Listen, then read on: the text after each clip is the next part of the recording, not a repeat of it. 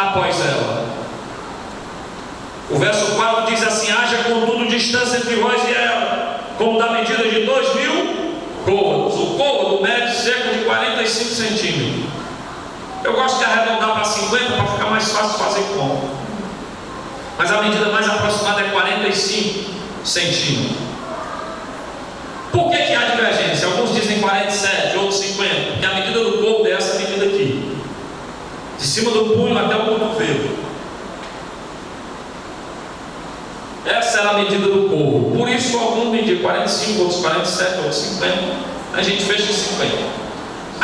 2.000 côvados, 1.000 metros. A ordem é: haja uma distância. Deixe ela aí na frente e haja uma distância para que vocês possam ver. Em nenhum momento o povo podia passar na frente da arca. Tem gente, irmão, que é precipitado, passa na frente do Senhor. Tem aqueles crentes que são os crentes João teimoso. Jesus diz assim: fique. Aí ele diz: agora eu vou. Eu vou, porque não sei o que, porque não sei o que. Mas Jesus está dizendo para você ficar. Aí tem hora que Jesus diz assim: vai, meu servo. Ele diz: eu agora não vou mais. Tem crente não que gosta de implicar com Jesus. A ordem é: não passe na frente do Senhor. Tem gente que passa na frente do Senhor. Ele está aguardando de Deus uma resposta, uma orientação. Deus não deu a direção ainda. Aí ele toma um rumo sozinho. Aí se arrepende. Eu já vi alguém dizer para mim: não, eu perguntei a Jesus, ele demorou a responder, eu fui logo.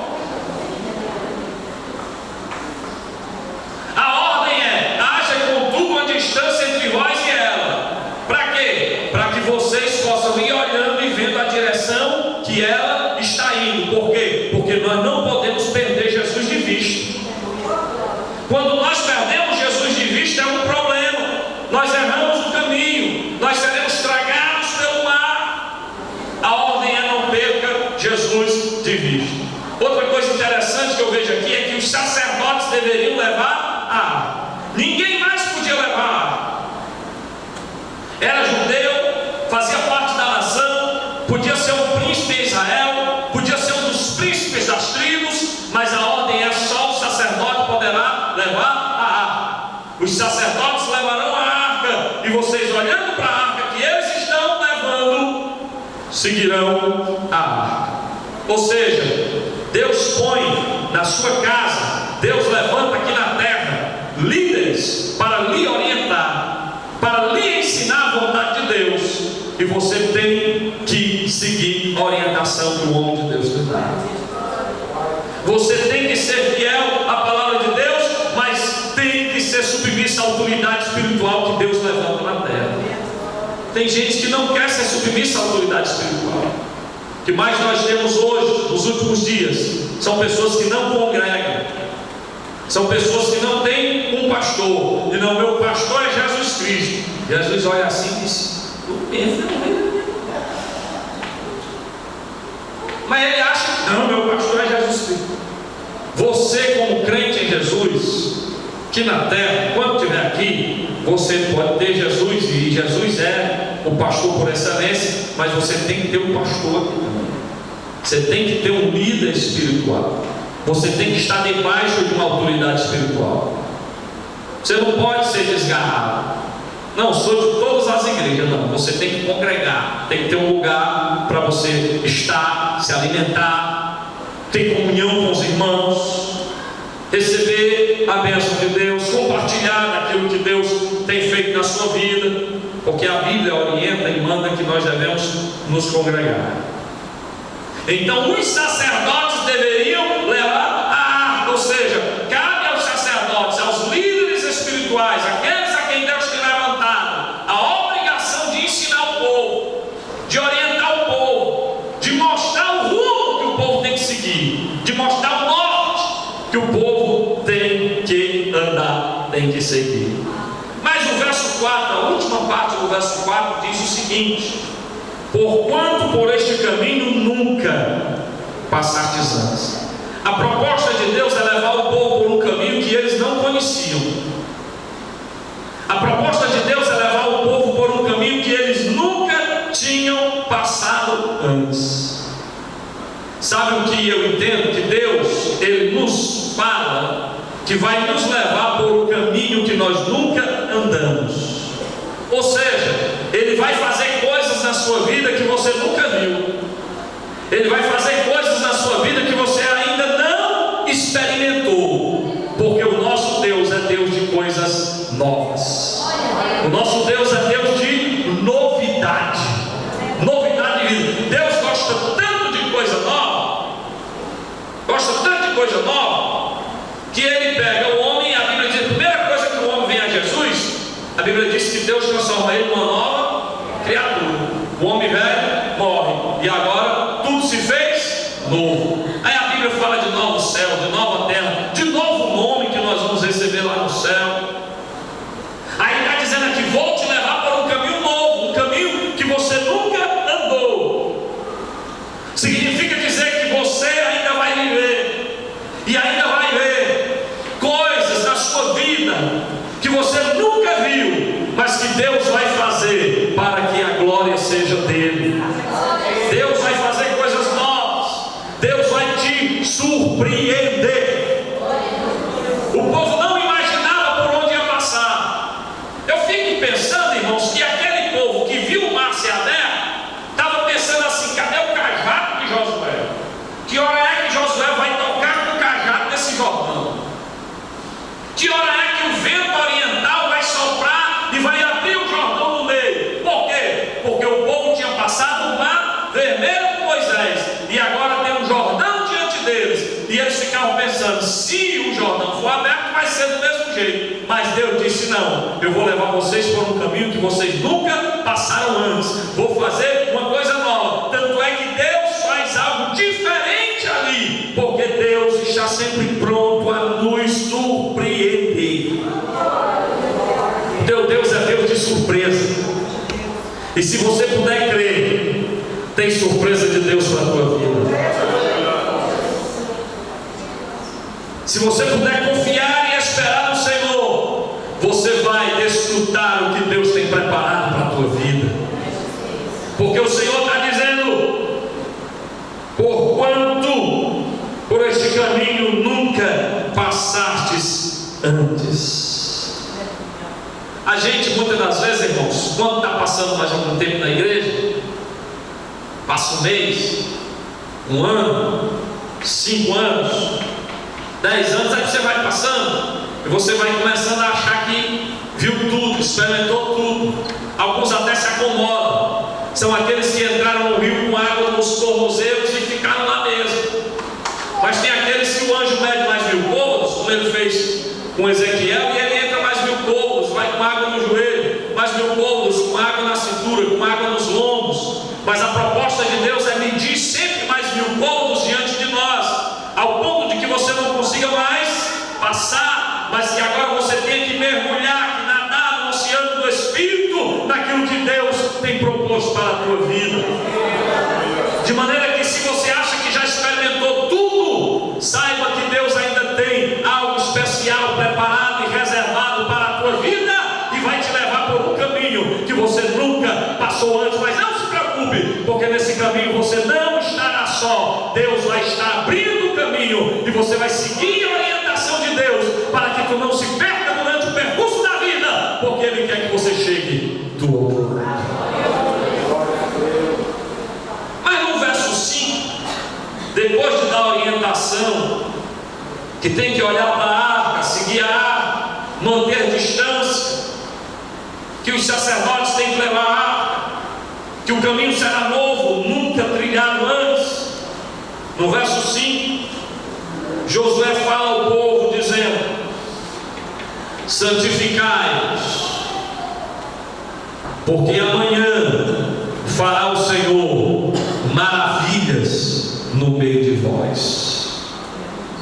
Santificai-vos, porque amanhã fará o Senhor milagres no meio de vós.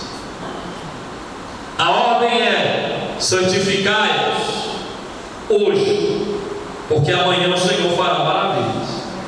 Quando ele diz santificai-vos, porque amanhã o Senhor fará maravilha, ele está dizendo: santificai-vos hoje.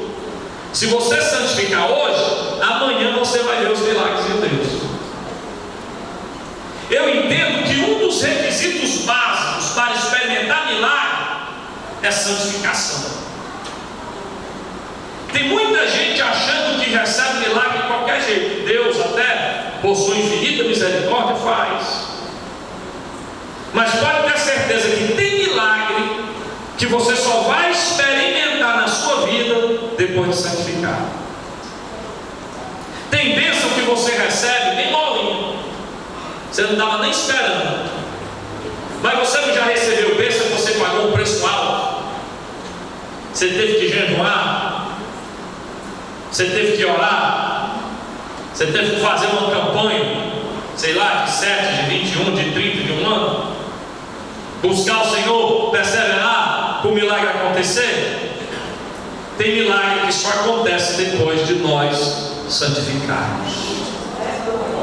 A vontade de Deus era que o povo passasse o Jordão naquele dia, mas o povo não estava preparado para passar o Jordão. Então a ordem de Deus é santificai-vos, santificai-vos, santificai-vos hoje. O segredo para o Senhor fazer maravilhas no meio dos teus, na tua vida, nesse lugar, é a nossa santificação. Sem santidade não há milagre. O que é santificar? O que é ser santo? A santidade envolve pelo menos dois aspectos. Ser santo ou santificar-se é separar-se do erro, é deixar o pecado, é deixar o engano, é separar-se daquilo que é mal, é separar-se daquilo que é profano, é separar-se do mundo, é o abandono e a separação do erro, do pecado. Mas o segundo aspecto da santificação envolve a consagração ao Senhor. Porque santificação que você deixa de fazer o que é errado não é santificação. Preste atenção. Santificação que nela você deixa de fazer o que é errado, isso não é santificação completa, não. A santificação, para ser santificação, você tem que deixar o que é errado, mas tem que fazer o que é certo. Você tem que abandonar o erro, deixar de praticar o erro, mas em contrapartida, você tem que dedicar a sua vida ao Senhor. É por isso que tem muita gente se enganando, dizendo: eu não faço isso, eu não faço aquilo, eu não faço aquilo. Ele faz uma relação grande daquilo que ele não faz. Eu quero que você comece a escrever o que você faz que é certo, que Deus mandou você fazer. Fazer que também vai nessa lista. Porque só deixar de fazer o que é errado, eu sei que não é fácil, já é difícil. Mas para santificar-se ao Senhor, você tem que deixar de fazer o que é errado e fazer o que é certo. Você tem que abandonar o erro, abandonar o pecado, abandonar o engano e começar a fazer o que Deus propôs na tua vida para que você faça. E dedicar a sua vida ao Senhor. E ser um instrumento de Deus na terra. E ser um vaso de honra na casa do Senhor. Isto é santificação. Portanto, a santificação envolve ou inclui a consagração ao Senhor. Aí Deus diz: santificai-vos, porque amanhã o Senhor fará maravilha no meio de vós. Meus irmãos, a nossa falta de santidade adia a bênção. Os nossos erros adia a bênção. Tem bênção que é para você receber hoje, só vai receber amanhã, se santificar. Se não santificar, vai continuar chupando dele, vai continuar esperando. Então nós podemos, através da nossa atitude, antecipar o milagre. O texto é: santificai-vos, porque amanhã o Senhor fará milagres no meio de vós. Amanhã o Senhor fará maravilhas no meio de vós. Verso 7. E o Senhor disse a Josué: este dia Começarei a engrandecer-te perante os olhos de todo Israel, para que saibam que assim como fui com Moisés, assim serei contigo. Já falei na introdução da mensagem que Josué havia morrido e que Moisés havia morrido e que Josué era o sucessor de Moisés, e que havia uma expectativa muito grande, porque o povo tinha visto Deus fazer grandes coisas através de Moisés. A pergunta é: será que Deus, assim como foi com Moisés, é com Josué? Deus está dizendo para Josué: a partir de hoje, este dia começarei. Na versão atualizada diz assim: a partir de hoje começarei. Deus está dizendo: hoje eu começarei a engrandecer o teu nome. Hoje eu começarei a mostrar a este povo que eu sou Deus na tua vida. Deus está dizendo a Josué: Josué, hoje eu vou começar a mudar a tua história. Josué, a partir de hoje esse povo vai olhar para ti com outros olhos. Não vai haver mais desconfiança, não vai haver mais insegurança, porque todo Israel saberá a partir de hoje que eu sou Deus na tua vida. Deus está falando o mesmo para você hoje aqui. Ele está dizendo: a partir de hoje eu vou começar a fazer algo especial na tua vida. A partir de hoje eu vou começar a mudar a tua história. Veja que Deus não está dizendo: hoje eu faço tudo. Ele está dizendo: a partir de hoje eu começarei. O texto é claro: este dia começarei. Tem coisa que Deus faz de uma vez só e pronto, Ele faz. Mas tem coisa e tem bênção, tem milagre que ele acontece de forma gradativa. Não me pergunte por que Deus faz isso, eu só sei que Ele faz. Tem milagre que Deus faz por etapa. Por etapa. Por etapa. E aí às vezes você até pensa que Deus não está agindo. Às vezes você está orando, está buscando ao Senhor, está consagrando, está pedindo em prol de alguma causa, de algum problema, e você acha que Deus não está trabalhando, mas Deus já está trabalhando. É porque você não está vendo. Em algumas causas, em alguns problemas, em algumas vidas, Deus já está trabalhando. E em outras, Deus está dizendo. E esse versículo 7, a parte A, é para algumas pessoas especificamente que vieram aqui esta noite. Deus dizendo: hoje, este dia, começo a fazer. Porque aquilo que você estava aguardando Deus fazer, e que você ainda não tinha percebido o movimento de Deus, Deus está dizendo para você: hoje começo a fazer. Hoje começo a mudar a tua história. Hoje começo a engrandecer o meu nome na tua vida. A partir de hoje, vão começar a olhar para ti e perceber que eu sou Deus na tua vida, diz o Senhor dos Exércitos. Deus haveria de começar naquele dia. Quando eu digo que muitas bênçãos e muitos milagres Deus faz por etapa, você de repente pode pensar assim: eu não me lembro disso. Eu vou refrescar sua memória. Vou refrescar sua memória. Por exemplo, houve um cego que Jesus foi curar.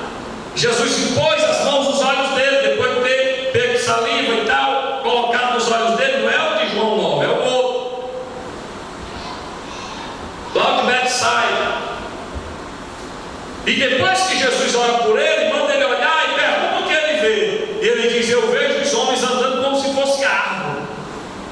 Ele estava vendo tudo embaçado, estava vendo o homem com mais de 2 braços, galho para todo lado. Eu vejo os homens como se fosse árvore. A vista estava embaçada. Aí Jesus disse assim: você não está enxergando direito. A Bíblia diz que Jesus então ora por ele de novo e diz: e agora vamos ver? Ele disse: agora eu vejo perfeitamente.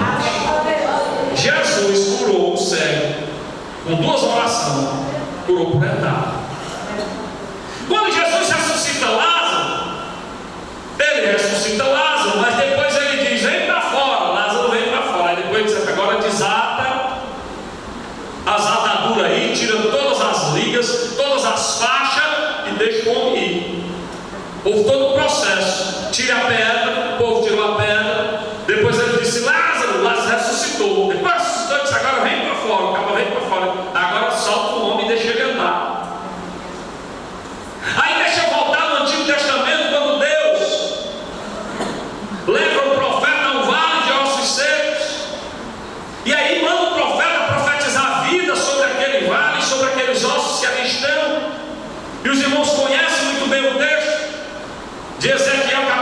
37, que o profeta vai profetizando, e se ele se cansa de profetizar, ele não vê o resultado da sua profecia. Mas como ele não se cansou de profetizar, ele continuou profetizando sobre o vale, ele foi vendo parte a parte o milagre que Deus estava fazendo.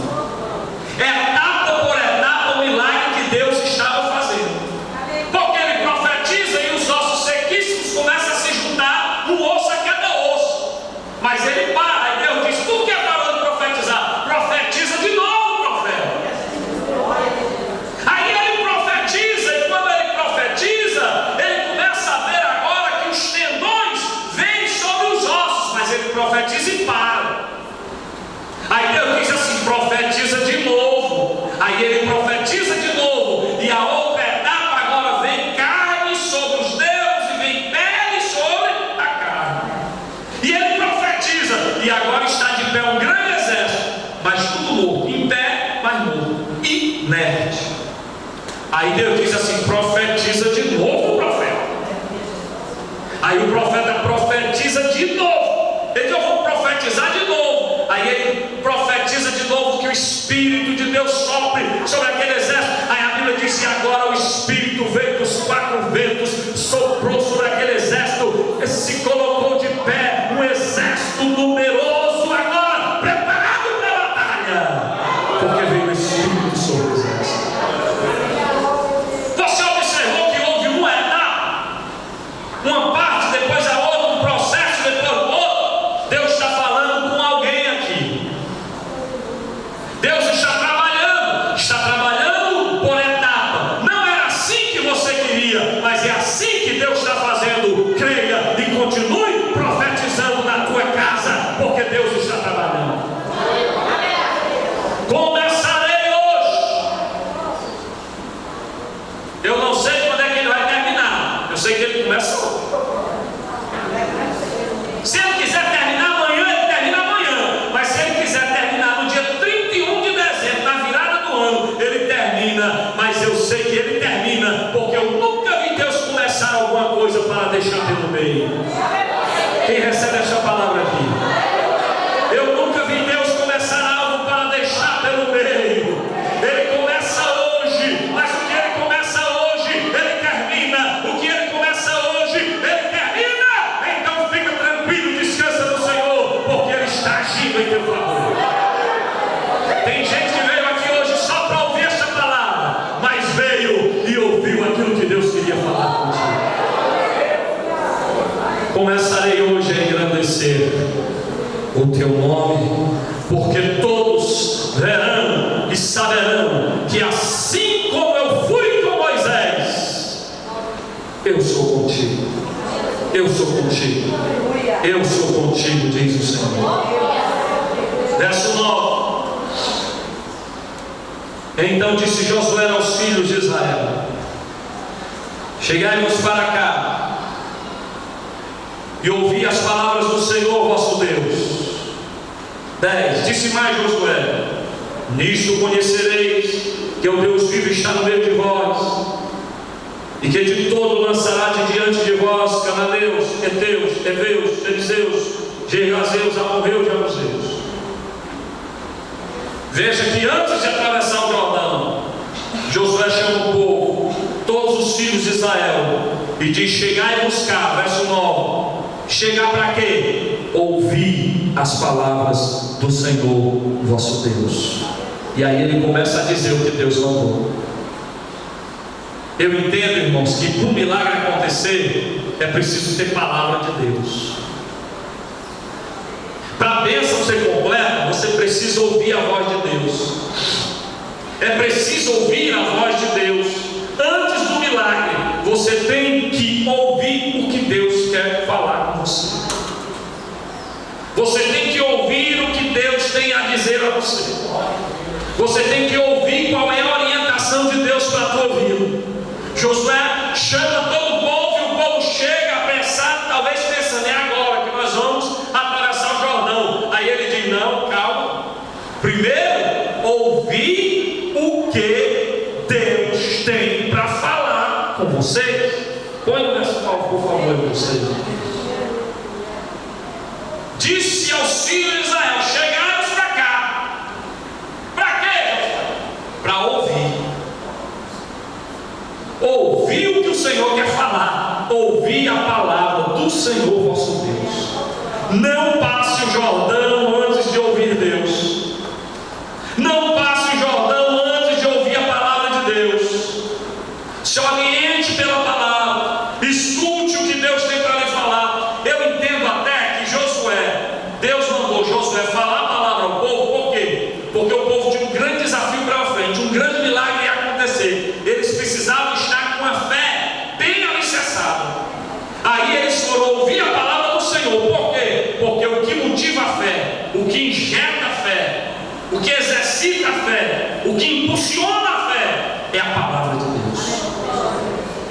Porque a Bíblia diz que a fé vem pelo ouvir a palavra do Senhor. Então Josué diz: venham cá, escutem o que Deus quer falar. E a partir do verso 10 ele começa a passar a orientação de Deus para aquele povo. Antes do Jordão, medite na palavra, escute a palavra, receba a palavra. Vou finalizar no verso 13. Porque há de ser, olha aí, irmãos, que assim que as plantas dos pés dos sacerdotes que levam a arca do Senhor, o Senhor de toda a terra, repousem nas águas do Jordão, se separarão as águas do Jordão, e as águas que de cima descem pararão num montão. A ordem era que os sacerdotes levassem a arca. Os sacerdotes iam na frente cerca de 1 quilômetro, cerca de 1000 metros. O povo ia logo na sequência, olhando para a arca que estava na mão do sacerdote. O sacerdote tinha que ir com a arca erguida. Mas o texto é muito claro no verso 13, que diz que há de ser, ou há de acontecer, que quando as plantas dos pés dos sacerdotes que levam a arca do Senhor tocarem nas águas do Jordão, as águas se separarão. Ou seja, quando a planta dos pés dos sacerdotes tocarem na água, pisarem na água, o milagre vai acontecer. Para o milagre acontecer, os sacerdotes tinham que marchar em direção ao Jordão. Para o milagre acontecer, os sacerdotes tinham que tacar o pé na água. Se você ficar sentado, parado, olhando para o Jordão, você vai passar o resto da vida aí, olhando, contemplando, nasando, meu Deus. Tem uns que jogam as pedrinhas. Legal? Tem uns que sabem jogar a pedrinha e sai pulando assim. Você vai ficar brincando aí. Brincando. E a turma passando. Sabe por quê? Porque quem fica parado, fica contemplando os outros ir. Nunca vai. O milagre vai acontecer quando você andar em direção ao Jordão. O milagre só vai acontecer se você tiver coragem de molhar os pés. Tiver coragem de molhar os pés. Isso aqui é uma aplicação espiritual. Você tem coragem de molhar os pés? Estou falando de os pés para dormir, não. Isso aí eu falei outra vez. Eu estou falando de você ter coragem de se levantar da cadeira do comodismo, da incredulidade. Eu estou falando se você tem coragem de se envolver. Estou falando se você tem coragem de partir para cima do problema, de avançar, de encarar. Porque o milagre só ia acontecer depois que os sacerdotes molhassem a planta do pé.